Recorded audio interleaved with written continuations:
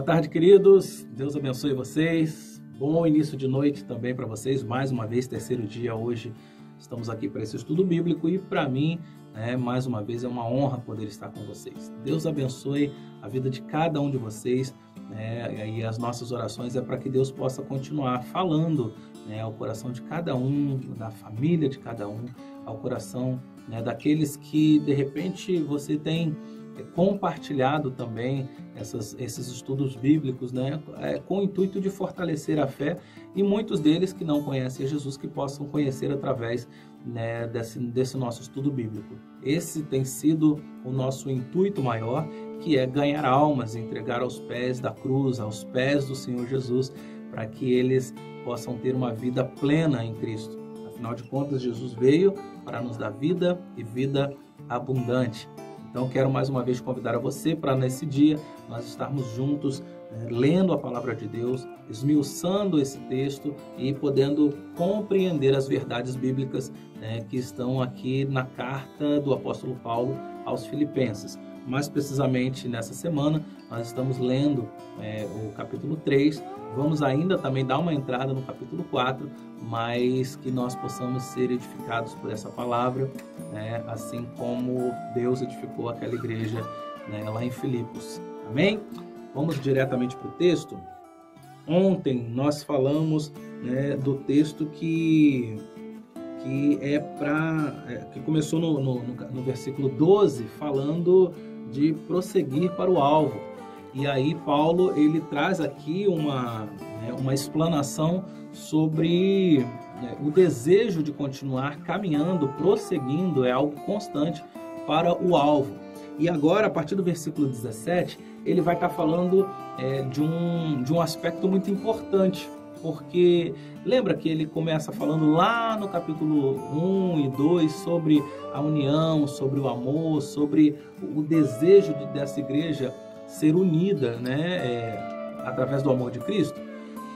E aí ele vem falando, no capítulo 3, como nós falamos desde a segunda-feira, quando ele vai falar da confiança em Cristo Jesus, de estar prosseguindo para o alvo, como nós acabamos de ver no vídeo que você assistiu ontem.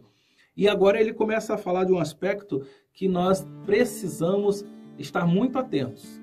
E aí nós estaremos nesse momento aqui compartilhando. Ele diz assim, a partir do versículo 17, ele fala assim: irmãos, sigam unidos o meu exemplo. Observa que mais uma vez ele está chamando o povo para a unidade, ou seja, um só pensamento, uma forma de analisar o contexto, seja o contexto social, seja o contexto eclesiástico, mas ele fala, olha para isso e vamos seguir unidos o pensamento, o exemplo que eu estou dando a vocês. Irmãos, sigam unidos o meu exemplo e observem os que vivem de acordo com o padrão que lhes apresentamos, pois, como já lhes disse repetidas vezes e agora repito com lágrimas, há muitos que vivem como inimigos da cruz de Cristo.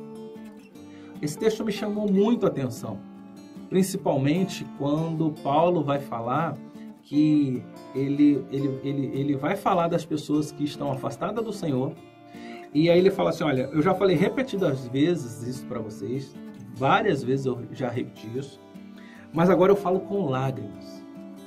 Agora eu falo sofrendo, agora assim, não que ele não havia sofrido das outras vezes, mas observa o desespero de um homem de Deus, de uma pessoa que tem Cristo como seu Senhor, e ele diz, olha, outras pessoas precisam viver isso.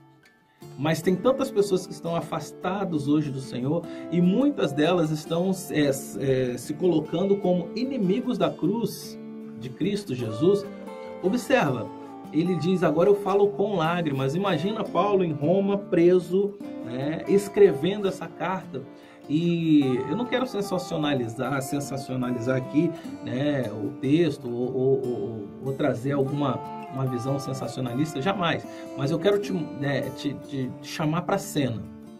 Chamar para aquela cena de alguém que está escrevendo uma carta e ele começa a chorar e as suas lágrimas começam talvez a pingarem no papiro que ele estava escrevendo aquela carta. Quando ele fala dos perdidos. quando ele fala das pessoas que estão longe de Cristo, quando ele fala daqueles que ele considera aqui inimigos da cruz de Cristo. Pessoas que estão vivendo uma vida dissoluta de uma forma carnal, né? E a pergunta que nos cabe nesse momento é: será que nós temos chorado por essas vidas? Chorado por essas almas perdidas? Chorado por aqueles que estão afastados da casa de Deus? Chorado por aqueles que estão fracos na fé?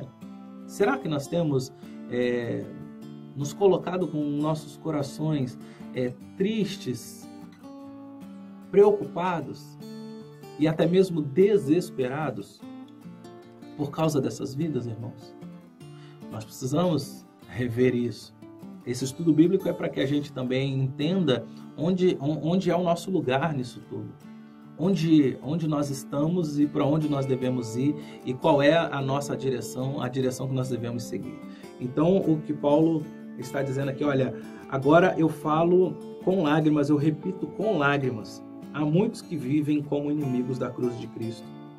Versículo 19, ele diz assim: o destino deles é a perdição, o seu Deus é o estômago, e eles têm um orgulho do que é vergonhoso, só pensam nas coisas terrenas. Quantas pessoas você conhece? Quantas pessoas nós conhecemos que vivem assim?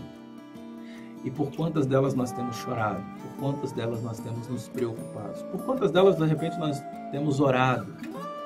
Porque às vezes você já fez de tudo. Lembra que nós falamos sobre isso no início desse nosso estudo essa semana?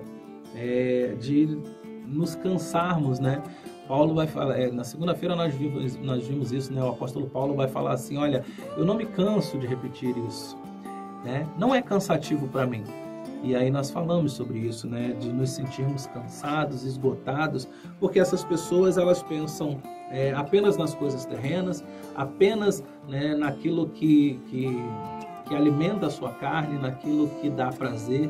E aí nós pensamos em desistir no meio dessa caminhada, porque essa pessoa não tem jeito, essa pessoa não quer o Senhor Jesus. Mas nós devemos continuar orando por essas pessoas, intercedendo por essas pessoas. E principalmente por nós, para que Deus nos dê ousadia de continuar tentando até o fim.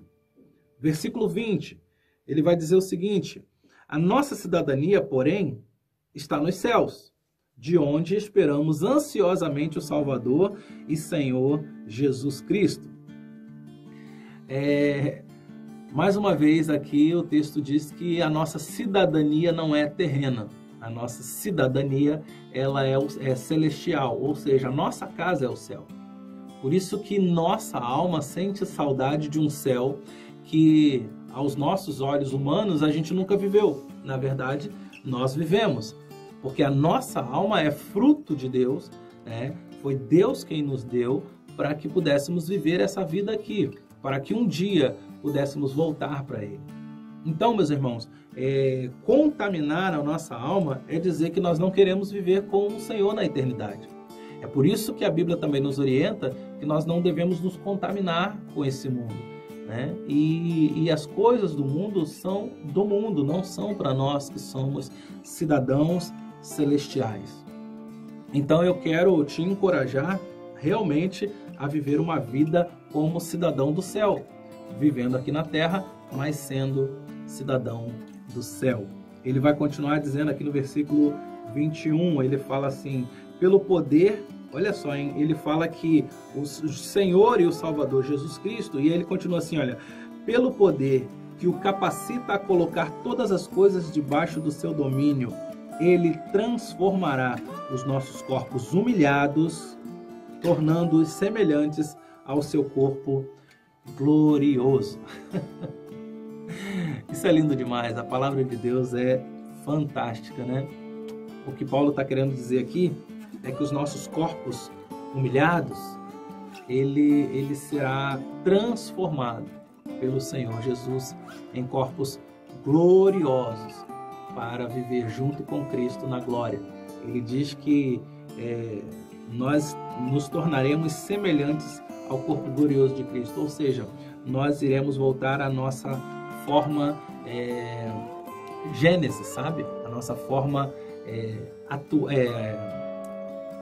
como dizer, a nossa forma verdadeira, a nossa verdadeira forma, não a nossa forma atual, que é esse corpo carnal, mas a nossa verdadeira identidade, que é de imagem e semelhança de Deus. Então, meus irmãos, que possamos, né, meditar nesse tempo, no que nós acabamos de ler, no que nós acabamos de estudar.